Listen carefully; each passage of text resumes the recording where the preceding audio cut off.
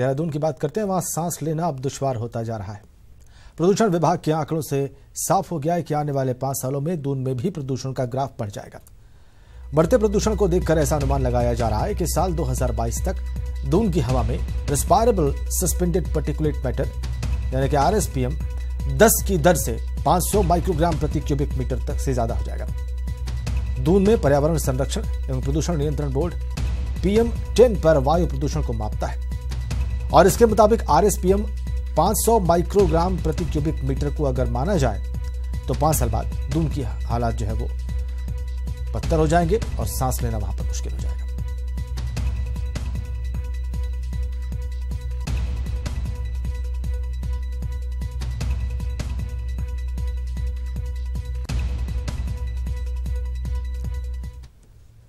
और पिछले 2 दिनों से लगी देहरादून के सहस्त्रधारा डंपिंग यार्ड पर लगी आग बुझने का नाम नहीं ले रही है। नगर निगम के कर्मचारी लगातार यार्ड पर पानी की बौछार कर रहे हैं, लेकिन आग कूड़े में इतनी अंदर तक घुस गई है कि इस पर काबू पाना आसान नहीं लग रहा और चारों ओर का माहौल दिल्ली की तरह स्मॉगिंग हो गया है। यहां रहने वाले लोगों को बड़ी दिक्कतें पेश आ रही हैं। इनसे बात की हमारे संवाददाता सत्येंद्र बर्थवाल ने।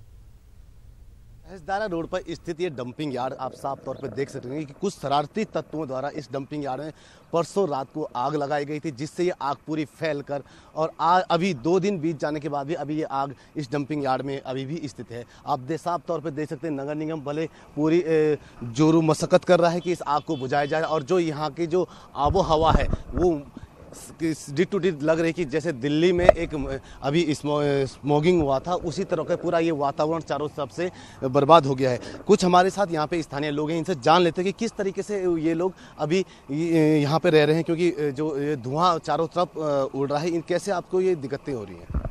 देखिए, ये जो धुआं फैल रहा है ये इससे पॉल्यूशन बहुत बढ़ रहा है और इससे लोगों को दिक्कतें आ रही है।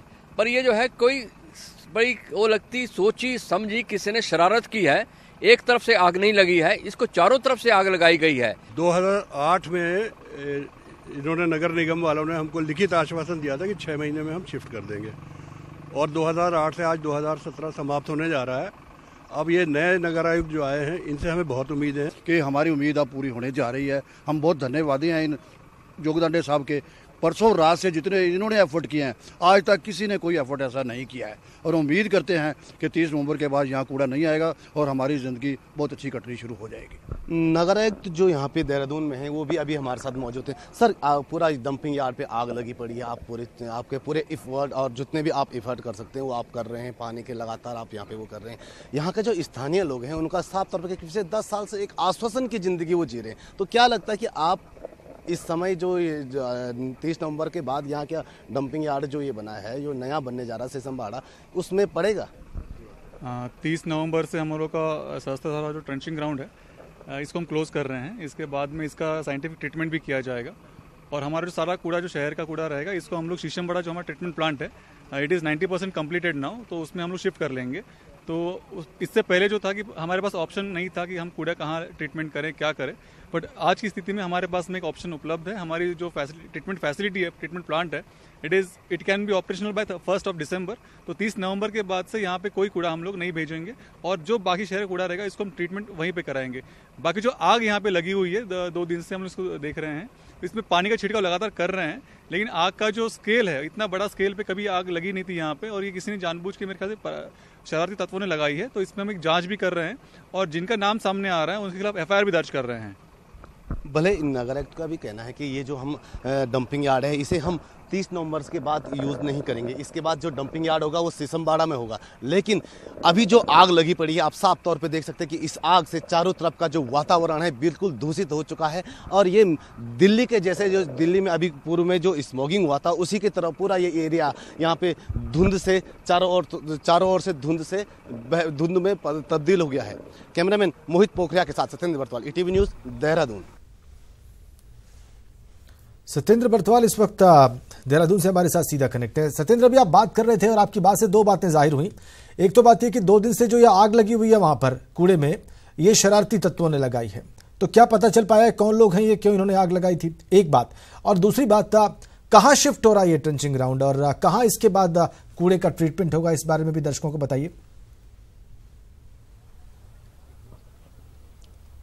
जी राजन, क्योंकि जो ये जो यहाँ पे डंपिंग जोन है ये यहाँ से शिफ्ट होने जा रहा है नवंबर में। ये जो डंपिंग जोन है जिसपे ये आग लगी है ये नवंबर में शिफ्ट होगा। सिसमबाड़ा जो ट्रेंचिंग ग्राउंड बना है देहरादून से हट के दूर, वहाँ ये शिफ्ट होने जा रहा है। और जो आपने दूसरे सवाल पूछा कि जो शरारती तत्व हैं इनके ऊपर नामजद रिपोर्ट यहाँ पे करवा दी गई है। नगर आयुक्त खुद रिपोर्ट लिखवाने गए हैं। जो इन्होंने अभी साफ तौर पर आपने देखा कि इन्होंने बताया कि नामजद रिपोर्ट ये करेंगे, क्योंकि इनको पता है कि ये जो ट्रेंचिंग ग्राउंड है इस पे किसने आग लगाई है। इन्होंने ये चीज देखी है। और आपको बता दूं क्योंकि जो ये ट्रेंचिंग ग्राउंड है इसके बाहर से बाहर की जो आग है ये तो बंद हो गई है, क्योंकि यहाँ पे लगातार नगर निगम और फायर ब्रिगेड की जो गाड़ियां हैं इन गाड़ियों के जो पानी का जो छिड़काव किया उससे तो ये बाहर की आग बंद हो गई है। लेकिन जो ये डंपिंग जोन के जो अंदर की जो आग है ये अभी तक आप साफ तौर पर देख सकते पूरा ये धुएं का रूप ले लिया है और वो लगातार अंदर से सुलगती जा रही है।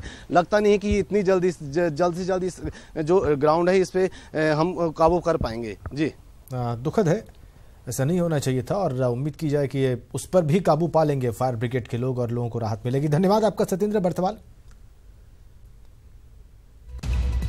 स्मॉगिंग देहरादून में भी।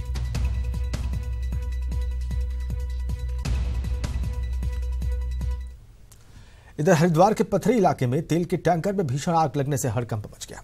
टैंकर पथरी से लंढौरा जा रहा था। ड्राइवर को क्लीनर को किसी तरह से सकुशल बचा लिया गया। दमकल की गाड़ियां सूचना पाकर वहां पहुंची, उन्होंने आग पर काबू पा लिया। तस्वीरें देखिए आप टैंकर में लगी आग की। अगली बड़ी खबर मथुरा से है। वहां जवाहर बाग कांड के आरोपी रामपाल की जेल में मौत हो गई है। कांड के मुख्य आरोपी रामवृक्ष का करीबी था रामपाल। 61 साल का रामपाल की मौत संदिग्ध परिस्थितियों में हुई बताई जा रही है और इस कैदी की मौत के बाद जेल में हड़कंप मचा हुआ है। लखीमपुर खीरी का रहने वाला था रामपाल। बड़ी खबर, रामवृक्ष का करीबी जवाहर बाग कांड का आरोपी रामपाल, उसकी जेल में मौत हो गई। मुख्य आरोपी रामवृक्ष का बहुत करीबी बताया जाता है, लखीमपुर खीरी का रहने वाला है। प्रवीण शर्मा मथुरा से हमारे साथ हैं, हमारे सहयोगी। प्रवीण, क्या जेल अथॉरिटीज कुछ कह पा रही है कि मौत कैसे हुई?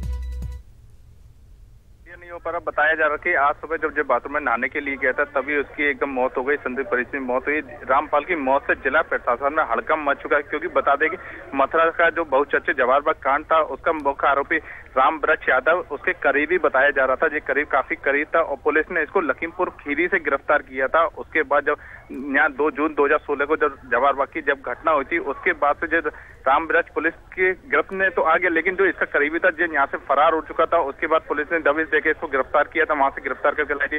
करीब 1 साल हो गया, 1 साल से जेल में बंद था। उसी को लेकर बताया जा रहा है जो रामवृक्ष के साथ था, करीब कई सालों से जेल रह रहा था वहीं जवाहर बाग पर अवैध कब्जा करके, उसी को लेकर। प्रवीण, धन्यवाद आपका।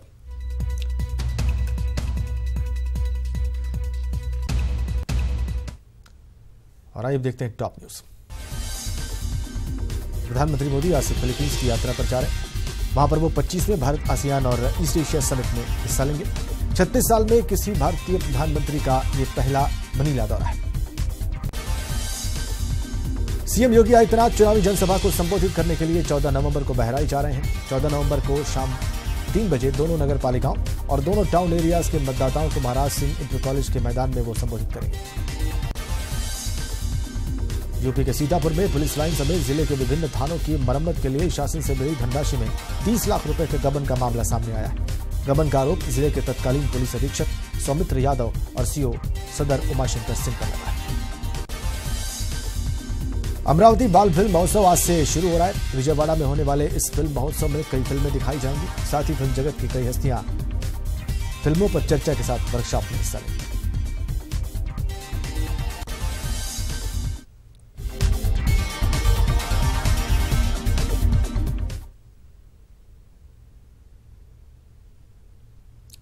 और टॉप न्यूज के साथ ही इस बुलेटिन में फिलहाल नहीं। नमस्कार।